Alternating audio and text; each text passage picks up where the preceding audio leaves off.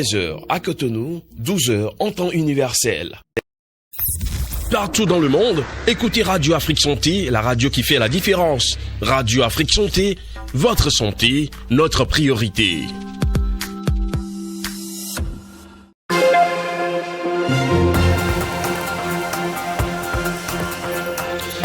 Jeudi 21 novembre 2024, mesdames, messieurs, bonjour et bienvenue dans ce 13h de Radio Afrique Santé, dont voici le sommaire.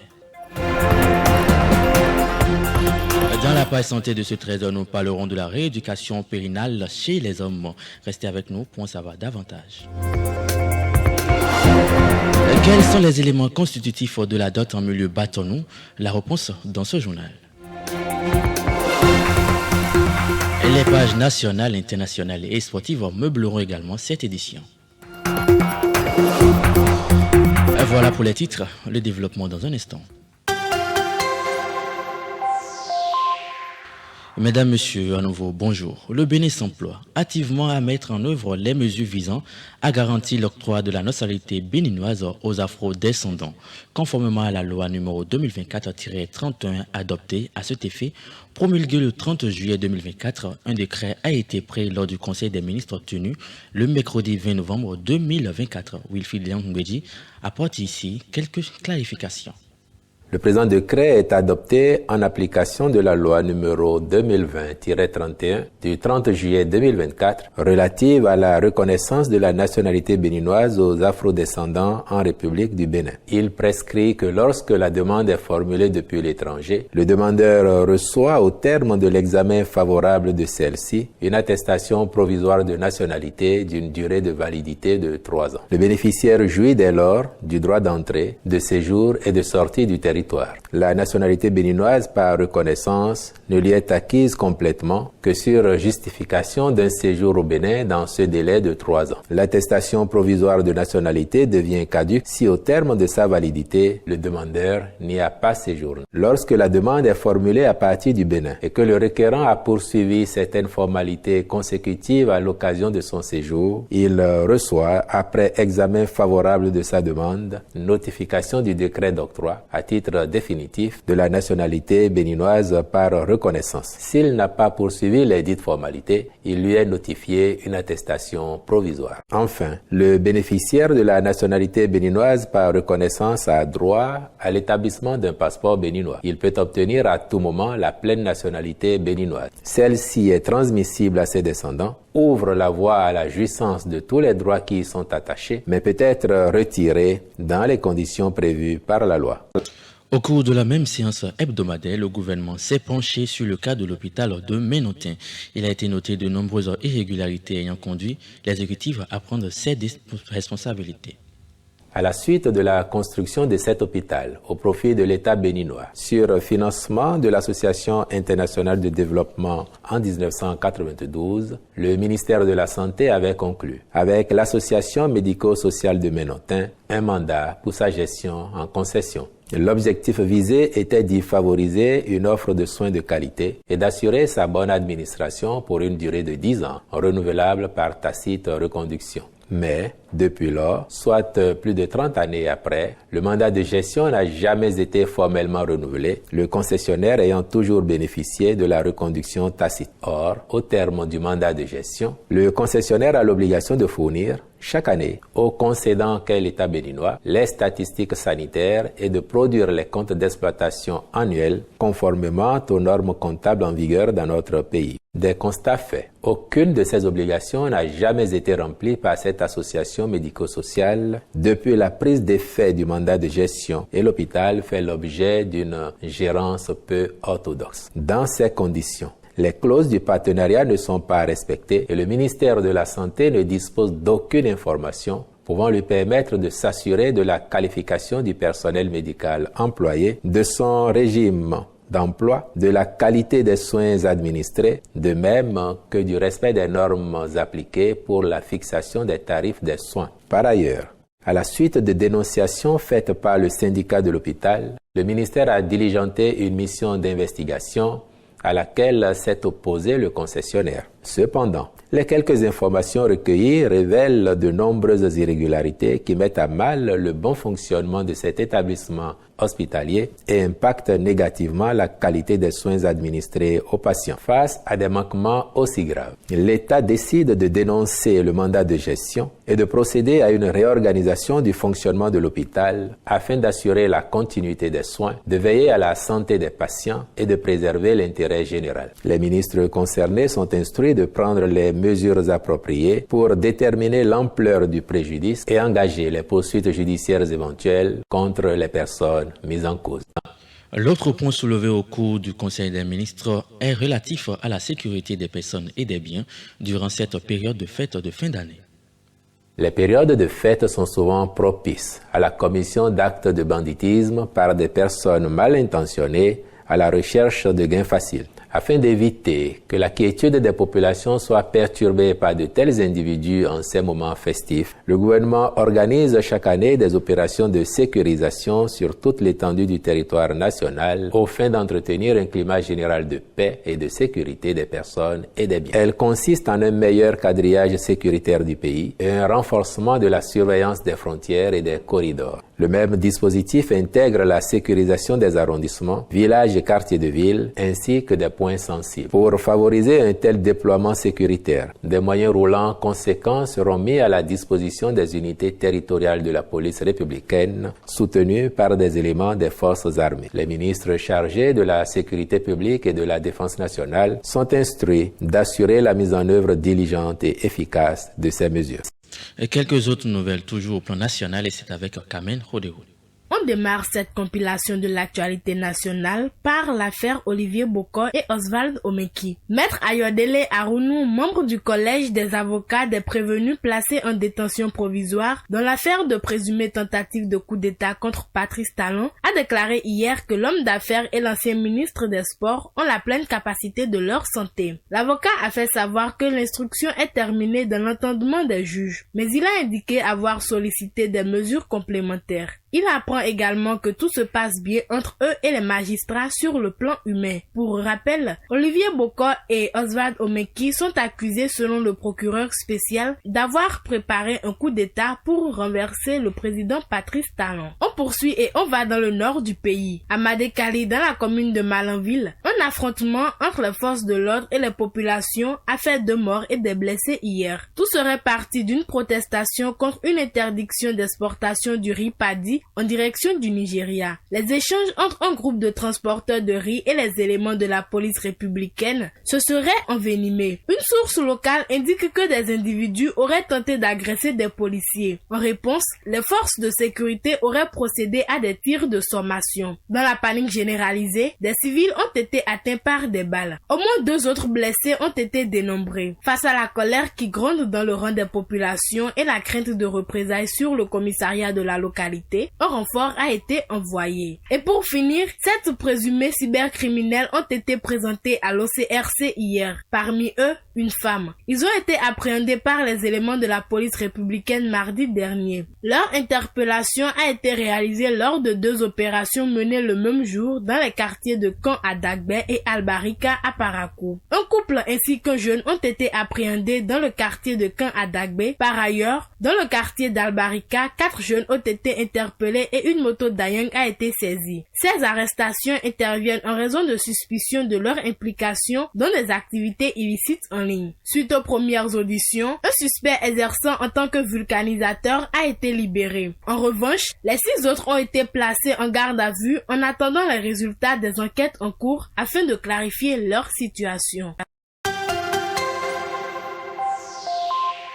Radio Afrique Santé, votre santé, notre priorité. La rééducation périnale prénatale pratiquée durant la grossesse joue un rôle primordial dans la préparation du corps à l'accouchement et dans la prévention des désagréments postpartum comme l'incandescence. Mais la rééducation périnatale est-elle réservée uniquement aux femmes? Le chirurgien urologue François Hab nous éclaire.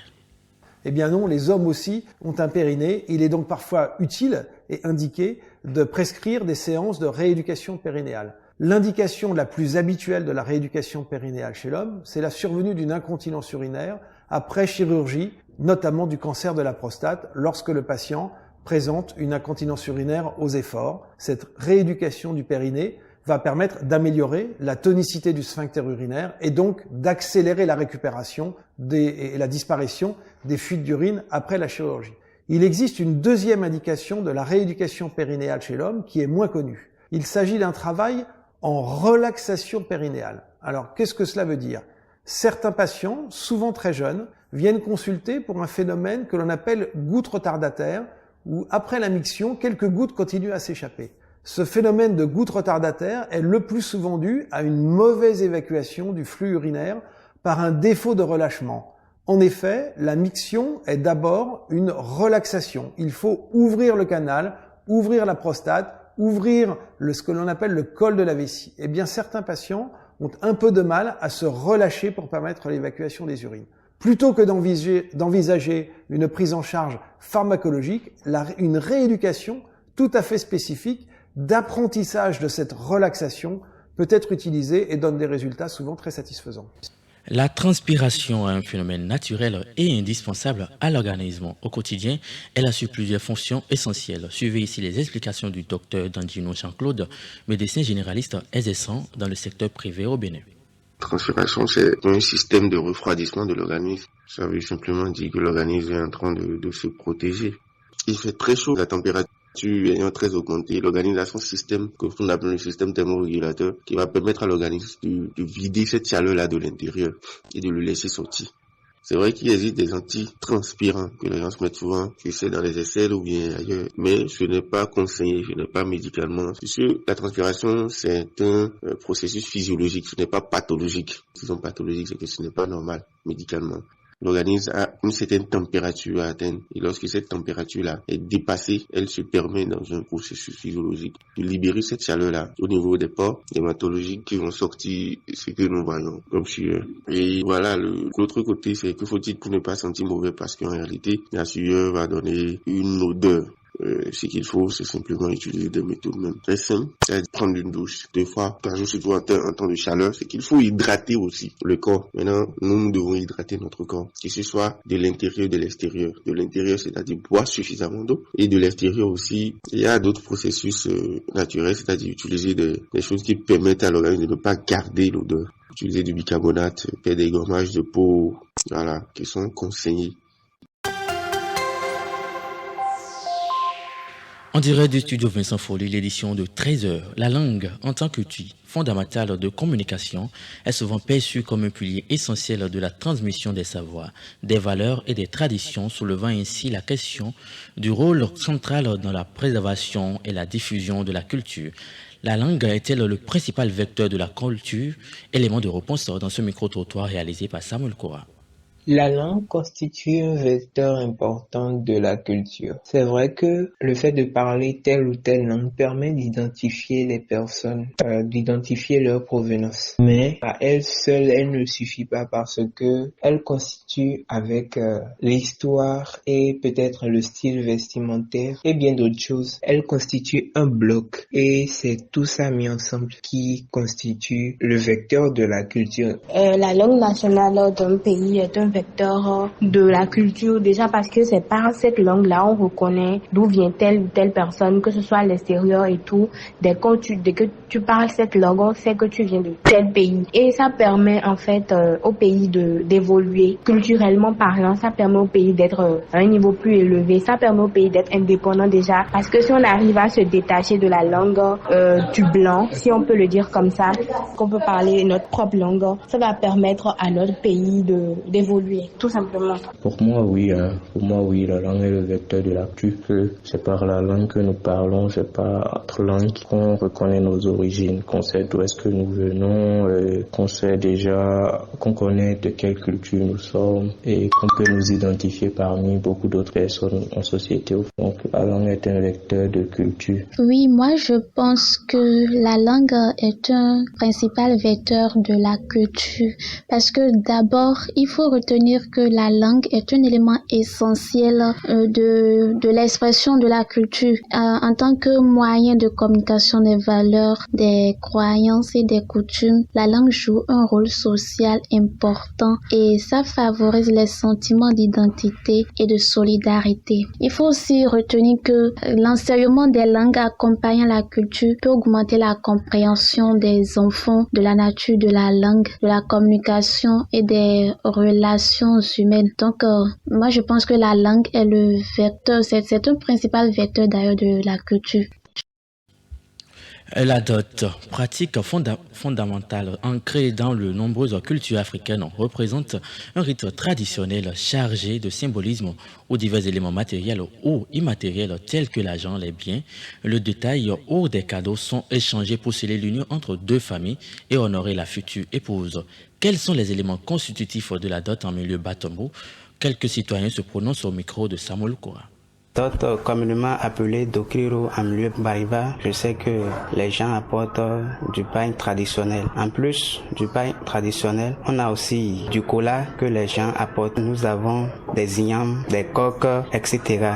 Bon, concernant la dot en milieu Bariba, ce que moi je sais, avant, on amenait juste les colas, les pains. Disons, il y a des pains, mais il y a un pain qui est primordial qu'on appelle le pain traditionnel. Après, on amène le cola. Après le cola, maintenant, on va célébrer le mariage. Bon, en milieu Batonou, selon mes parents, concernant les en milieu Batonou, on apporte de l'argent, une somme d'argent. Bon, selon ce que ça avait, c'est 5 000. Et par cette somme, on ajoutait quelques pièces. Bon, pour les composantes de la dot en milieu Batonou, je n'ai pas grand chose à dire. Mais le peu que je sais, c'est au moins les éléments nécessaires comme il y a une somme de moins, minimum c'est 5 000. C'est comme ça, c'est de cola, comme de cette cola pour la belle famille. Selon moi, les composantes de la dot, on en a plusieurs, parmi lesquelles je peux citer la cola. Chez certains, la date est une somme symbolique. C'est après ça, la dot proprement dite, genre la validée, tout ce qui va avec peut venir. Au premier abord, tu amènes le cola. En amenant le cola, tu peux mettre 50 000 sur le cola. Les composantes de la dot en milieu bâton, ce n'est pas grand chose. Si la personne trouve déjà une bassine ou bien une calebasse de cola, avec déjà quelques billets de 10 000 francs, c'est déjà largement suffisant pour demander la main d'une femme. Ce qui est plus important, l'essentiel, c'est déjà la calebasse de cola et puis également ces billets de 10 000 francs. Selon moi, les composants de la dot consistent à amener de la cola, en plus une somme symbolique chez les parents de ta future femme. Dans le milieu Batomo, le plus bas somme est de 10 000. 13h passées des 18 minutes dans tous les studios de Radio Afrique Santé, le journal Palais. Les émotions, comme l'amour, circulent entre les êtres humains et différentes familles, de différentes sexes également. L'amour et l'amitié sont un moteur très important, très puissant dans la vie de chacun. Et en amour, comme en amitié, les liens se constituent dans les échanges avec l'autre. Mais l'amour peut-il toujours tout tolérer? Accepteriez-vous que votre partenaire ait un ou une meilleure amie? Or là, grâce à Dieu, nous apporte ici des éléments recueillis dans la rue d'Abomey-Calavi. Moi d'abord, étant en couple, il n'y a pas affaire de meilleurs amis. On est camarades. Affaire de meilleurs amis là, c'est risqué. Parce que quand tu es en couple et que genre, tu as un meilleur ami, ta relation est en danger en vrai. Parce que quand tu auras un petit problème net là, au lieu d'essayer de régler avec ton gars là, tu te lèves net pour aller voir ton bon soi-disant bestie là, pour aller tout lui raconter. Moi, je continue toujours pas à croire que genre, amitié entre filles et garçons là, ça n'existe pas. Amitié, quand on dit amitié, c'est que genre, il y a un lien fort en fait. Et plus l'amitié dure, forcément il y aura un qui aime l'autre. À l'origine, les deux sexes sont faits pour s'attirer. Donc je ne vois pas comment un garçon peut avoir une meilleure amie sans vouloir approfondir ou bien développer quelque chose quand même avec cette fille-là. Un garçon peut avoir une amie fille et ils vont souvent causer, rire, mais ça s'arrête là. Mais aller jusqu'à dire que c'est mon meilleur ami, non, ça je n'accepte pas. Et qui dit meilleur ami, dit causer jusqu'à aller en profondeur, parler même du sexe, parler de tout quoi, ouais. Moi je dirais non, parce que amitié entre hommes et femmes, là, il y a toujours quelque chose qui se passe. Le début, il n'y a pas de problème, mais vers la fin, c'est toujours l'homme qui commence par ressentir quelque chose forcément pour se donner. La femme, elle peut gérer, mais l'homme... Bon, je ne peux pas refuser que mon mari ou mon petit ami ait une meilleure amie. Donc, je vais accepter, mais je les aurai à l'œil. Je ne vais pas complètement tourner le dos, dire que ils sont meilleurs amis. Non, je les aurai à l'œil.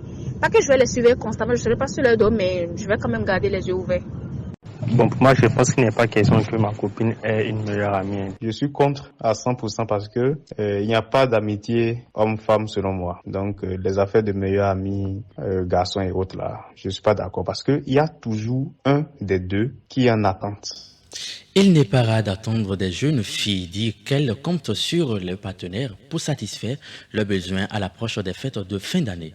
Dans le camp des hommes, certains déplorent cette attitude féminine pendant que d'autres pensent que cela est normal. L'homme est-il obligé d'avancer une somme à sa petite amie pour les fêtes de fin d'année? Quelques citoyens rencontrés dans la rue d'Abomey-Calavi s'expriment sur le sujet. Je pense qu'il est très important pour le petit ami d'offrir un cadeau, mais des cadeaux à sa partenaire en période de fête. C'est même vital pour le couple parce que ce geste, ça consolide davantage l'harmonie au sein du couple. D'autant plus qu'aujourd'hui, le matériel prime au sein des couples. Du coup, il est très important. Ça doit être aussi vice-versa, c'est très important également. Pour commencer, la relation là, de base, c'est à deux. Lorsqu'ils ont décidé de se mettre ensemble, c'est à deux en fait. Le petit ami n'est pas obligé de donner l'argent de fête à sa petite amie parce que quand on parle de petit ami, il n'y a pas d'obligation. Le petit ami n'a pas d'obligation envers sa petite amie. Il peut le faire si il en a l'envie. Il peut choisir de le faire sans que personne ne le force. Du côté du garçon, il doit pouvoir comprendre que s'il a les moyens, ce n'est pas comme un devoir. Personne ne va l'obliger à le faire. Mais la loi de l'amour, la loi qui contraint l'autre à voir son partenaire comme soi-même, à pouvoir s'entraider dans la relation, exige qu'il puisse aider sa partenaire, sa petite amie pour qu'elle se mette à l'aise. Le petit ami ne doit pas avoir de contraintes tant qu'il n'y a pas de relation officielle, tant qu'il n'y a pas de mariage, tant qu'il n'y a pas d'obligation civile ou familiale. Peut-être des traditions vont encourager ce type de geste-là. Lors des fêtes, il faut donner de l'argent à sa petite amie. Mais cela reste une question de choix. Ce n'est pas une obligation, c'est une question de choix. Ça n'a jamais été une obligation et ça ne sera jamais une obligation. Le petit ami n'est pas obligé, n'est pas tenu de forcément lui donner de l'argent. Ils ne sont pas mariés, ils ne sont d'ailleurs pas encore fiancés puisque quand on dit petit ami, c'est qu'ils sont encore en train de cheminer, en train de se connaître. Donc, je pense pas que pendant cette phase-là, il faut faire un focus sur une obligation de donner de l'argent à quelqu'un, non. Mais il faut peut-être dire, se faire plaisir comme ça. Il peut décider de faire plaisir à sa petite amie et donner l'argent, mais ce n'est pas une obligation. C'est un choix, c'est facultatif. Ce n'est pas une obligation, c'est de la volonté, c'est de l'amour d'aider. Moi, j'appelle ça tout simplement une aide venant du petit ami. Et ça doit être vite fait, ça ne doit pas être du côté seulement du petit ami. La petite amie aussi doit pouvoir tendre la main. Faisons à présent le tour de l'actualité au plan international et c'est avec Ola Grace Adje. On démarre cette actualité internationale par le gel des biens et ressources économiques de plusieurs individus et entités du Burkina Faso. Selon un arrêté signé le 19 novembre 2024 par le ministre de l'économie, Dr Aboubakar Nakanabo, cette décision drastique concerne 113 personnes physiques et 2 personnes morales, parmi lesquelles figurent l'ancien président de la transition, Paul-Henri Damiba, l'ancien ministre des Affaires étrangères, le général de gendarmerie Djibril Bassolé et les journalistes Alpha Bari, Abdoulaye Bari, Newton Ahmed Bari. L'arrêté s'applique également à plusieurs officiers des forces armées nationales dont certains avaient été déjà radiés. On y retrouve entre autres Ahmed Kinda, ancien commandant des opérations du Théâtre national, Yves Didier Bamouni et Roméo Ouoba, ancien commandant des forces spéciales. Ces derniers sont soupçonnés d'avoir participé à un projet de déstabilisation de la transition en cours. Les groupes armés terroristes tels que le groupe du soutien à l'islam et aux musulmans, le Front de libération du Massina opérant dans le pays sont tout aussi concernés. Un rassemblement dénommé Conférence de solidarité avec les peuples du Sahel a eu lieu à Niamey, capitale du Niger. Dans un auditorium plein à craquer, sur la houlette des militaires, des activistes et leaders d'opinion fustigent la démocratie à la gloire des 3 juntes qui dirigent le Niger, le Mali et le Burkina Faso, formant désormais l'Alliance des États du Sahel, AES. L'AES a été créée après que ces 3 pays ont été victimes de coups d'État militaires. Les coups d'État dans ces 3 pays ont eu lieu dans un contexte de mécontentement généralisé à l'égard des dirigeants ayant des liens étroits avec la France. Le discours de ce rassemblement est politique et parfois ponctué de sujets plus soft pour rallier femmes et enfants à la vision des militaires au nom d'une lutte contre l'impérialisme et le néocolonialisme. Dans la nuit du mercredi 20 au jeudi 21 novembre 2024, un volcan a de nouveau fait éruption dans la péninsule de Reykjanes, au sud-ouest de l'Islande. Cette 7e éruption depuis décembre a débuté à Sudnugajigar près de Stora Skofel à 0h14 CET selon l'office météorologique islandaise et a généré une fissure de 3 km. Malgré des alertes concernant des émissions de gaz, notamment à Grindavik, où des éruptions fréquentes ont déjà entraîné des dégâts matériels et des relocalisations, les autorités affirment qu'aucun impact sur le trafic aérien n'est à prévoir. Elles rassurent également en déclarant que la sécurité des habitants n'est pas compromise et que Reykjavik reste hors de danger. Restée calme pendant 8 siècles, la péninsule de Reykjanes connaît depuis 2021 des éruptions fréquentes, la dernière datant du 23 août, suscitant des inquiétudes sur l'impact durable pour cette région à seulement 50 km de Reykjavik. Le bilan des frappes israéliennes mercredi contre des groupes pro-iraniens dans la ville de Palmyre, dans le centre de la Syrie, s'est élevé à 68 morts, a indiqué ce jeudi une ONG. L'Observatoire syrien des droits de l'homme a précisé qu'il s'agissait de 42 combattants syriens pro-iraniens et 26 étrangers, pour la plupart des Irakiens du groupe Al-Nujaba, mais également 4 membres du Hezbollah libanais. Le précédent bilan de l'ONG était de 61 morts.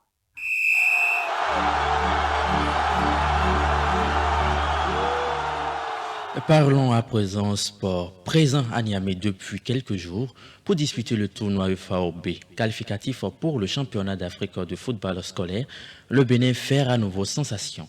En catégorie garçons comme chez les filles, les sélectionnées béninoises sont toutes en finale double tenant de titre chez les garçons. Le Bénin a confirmé son statut de favori dès le premier tour.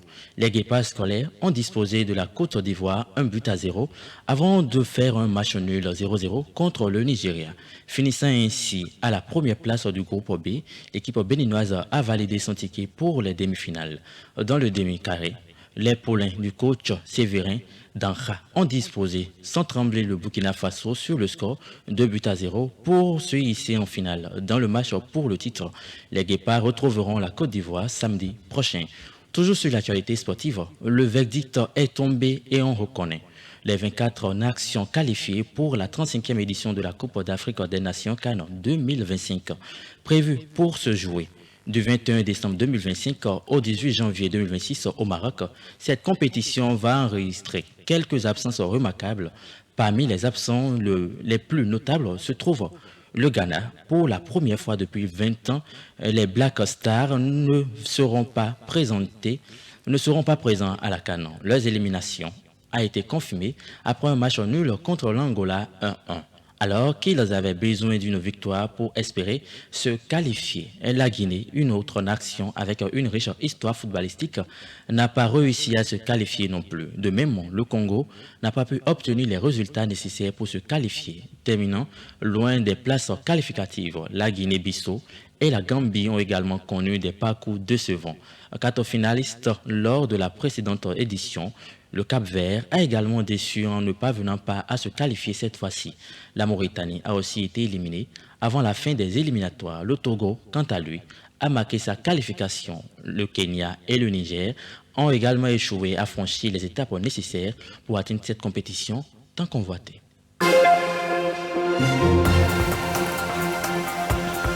Et voilà qui marque la fin de ce 13h sur Radio Afrique Santé. Collaboration technique et éditoriale par Fer Fodéou et Samuel Koura. Au micro, je suis Romaric Topé. Bel après-midi à tous.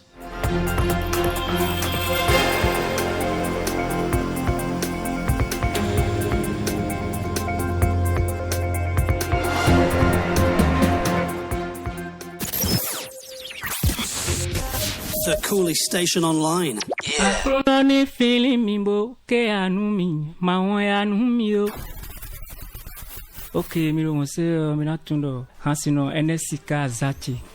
Today's best music. Yellow. Radio Afrique Santé. Minano to zanzan reme gbada. La minamo te do nien. De minano heminde le bon. Donc on a bien me biro. Sunu nyonu. Yokpo do e no do to Radio Afrique Santé.